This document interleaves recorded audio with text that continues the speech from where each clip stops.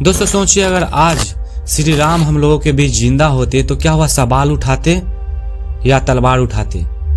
क्योंकि रामायण को हम अक्सर एक पुरानी कहानी की तरह समझते हैं, लेकिन सच यह है कि रामायण कोई बीता हुआ समय नहीं है, बल्कि हर दौर की एक सच्ची कहानी है जो कि हम सबको समझनी चाहिए। जिस प्रकार से भी हमारे भारत देश में राजनीतिक चल रहा है, अगर हम लोग इस चीज को रामायण से जोड़ के देखें तो हम लोगों को बहुत कुछ सीखने को मिलेगा। श्री राम जब अयोध्यापति बने तो उसने सबको समानता का अधिकार दिया। एक राजा होने के बावजूद उसने प्रजाओं के भावनाओं को समझते हुए हर एक कार्य को किया। लेकिन आज हमारे देश के नेताओं को देखो, जनता इन सभी के ऊपर सवाल उठा रही है। जब चुनाव होता है तो जनता बहुत बड़े बड़े वादे करते हैं, जैसे मैं अगर चुनाव में जीत गया तो आप लोगों को रोजगार मिलेगा, नौकरी मिलेगी। लेकिन जब चुनाव खत्म हो जाता है तो यही नेता इन सब बातों को भूल जाते हैं। तो चलिए जानते हैं आज की इस कहानी को। रामायण की शुरुआत होती है एक ऐसा राज्य से जहां राजा धर्म से चलता था और प्रजा के ऊपर कोई भी संकट नहीं था। वह बिल्कुल सुरक्षित था और न्याय सबसे ऊपर होता था। राजा दशरथ के ऊपर कभी भी सवाल नहीं उठा, क्योंकि उनके अंदर 1% भी अहंकार नहीं था। दोस्तों, क्या आपको पता है कि राजा दशरथ के पिता का क्या नाम था? अगर आप लोग जानते हो तो इस बात को कमेंट करके जरूर बताना। मैं भी तो देखूं कि आप लोग सिर्फ रामायण को देखते ही हो या उसके बारे में समझते भी हो। राजा दशरथ का जो पूर्वज था, उन लोगों के अंदर अहंकार बिल्कुल भी नहीं था, लालसापन भी बिल्कुल भी नहीं था। वह लोग दूसरे के सेवा करते करते अपनी जिंदगी उन लोगों के आगे समर्पण कर दिया, लेकिन कभी भी उन लोगों ने कोई भी चीज के लिए लालच नहीं किया। लेकिन क्या आज हम सत्ता को सेवा मानते हैं या अधिकार? क्योंकि रामायण हमसे यही सवाल अक्सर पूछता है, क्या सत्ता ताकत से चलता है या चरित्र से? मुझे तो नहीं लगता कि सत्ता सेवा से चलती है, क्योंकि राजनीतिक में बैठा हर वह लोग सत्ता को अपना अनुसार चलाता है। जब श्री राम को वनवास मिला तो उसने अपने पिता से कोई सवाल नहीं पूछा और ना ही किसी से विद्रोह किया। उन्होंने कहा, पिता का वचन मेरे राज्य से बड़ा है। जब हमें कुछ गलत लगता है तो हम तुरंत लड़ाई पर उतर आते हैं, लेकिन रामायण हमें यह सिखाती है कि लड़ाई सिर्फ ताकत से नहीं बल्कि योग्यता से भी जीता जाता है। राम का वनवास कमजोर नहीं था, बल्कि चरित्र का परीक्षा था, जो कि राम ने बहुत ही अच्छी तरीके से निभाया। आपको क्या लगता है, राम का जीवन बहुत ही आसान था? बिल्कुल नहीं। अगर हम देखें तो राम का जीवन बहुत ही संघर्ष से भरा हुआ था। गद्दी को छोड़ के 14 साल वनवास रहना, पाँव में चप्पल ना पहनना और पूरा वन भटकना, क्या यह कोई आम इंसान कर सकता है? कभी नहीं। वन में उसे बहुत सारे परेशानियों का सामना करना पड़ा, लेकिन उसने कभी भी यह नहीं सोचा कि मैं वापस अयोध्या चला जाऊंगा।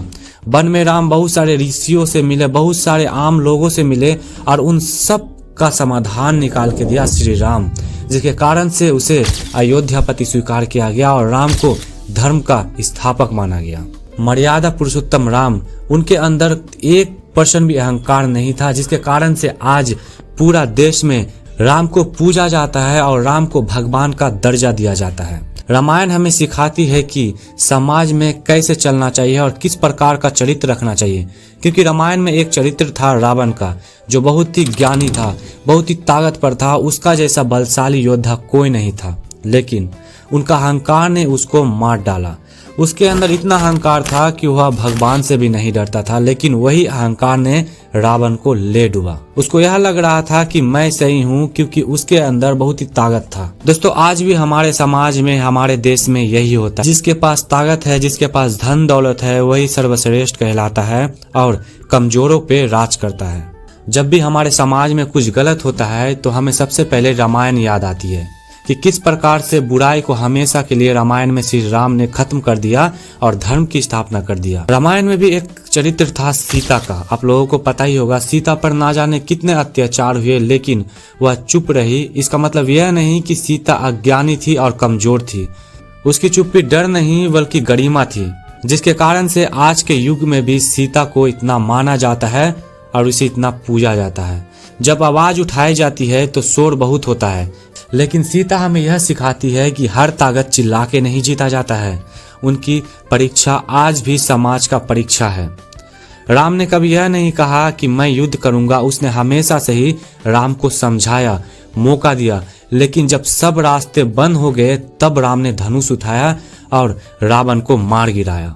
लेकिन आज का जो समय है ना, इसमें होता क्या है, पहले हम मारते हैं, लड़ते हैं, झगड़ते हैं और बाद में सोचते हैं कि हमने ऐसा क्यों किया। रावण को उसके अहंकार ने उसे मार डाला, नहीं तो उसके जैसे वीर कोई था ही नहीं। रामायण यह कहता है जीतता वही है जिसके अंदर इंसानियत हो, जिसके अंदर धैर्य हो। हम धर्म की बात करते हैं लेकिन धर्म का भाव भूल जाते हैं कि आखिर धर्म होता क्या है। रामायण धर्म को इंसानियत, कर्तव्य और मर्यादा बनाता है। लेकिन सवाल यह नहीं कि हम राम के नाम पर क्या कर रहे हैं, बल्कि सवाल तो यह है कि हम जिस धर्म की बात करते हैं, जिस मर्यादा की बात करते हैं, क्या हम उस मर्यादा से अपने जीवन में, अपने लाइफ में कोई चेंजिंग लाए हैं? क्या हम रामायण, महाभारत जैसे इतने बड़े बड़े कहानियों को सुन के, इतने बड़े बड़े कहानियों को देख के क्या अपने जीवन में कुछ परिवर्तन किए या कुछ सुधार लाए? दोस्तों, आप लोग इस बात को कमेंट करके जरूर बताना। हम सब तो रामायण भी देखते हैं, महाभारत भी देखते हैं, लेकिन हम लोगों के अंदर ऐसे क्या सुधार आया रामायण,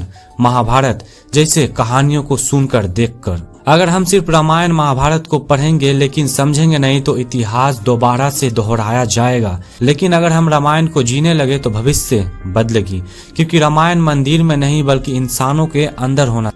तो दोस्तों, आप लोगों को वीडियो कैसा लगा आप लोग कमेंट करके जरूर बताना और इस वीडियो को ज्यादा से ज्यादा शेयर करना, क्योंकि रामायण के बारे में हमारे भारत देश के हर एक नागरिक को पता होना ही चाहिए कि आखिर हम रामायण क्यों पढ़ते हैं और इनको जानने का जरूरत हमें क्यों है। तो मिलते हैं आप लोगों से नेक्स्ट वीडियो में।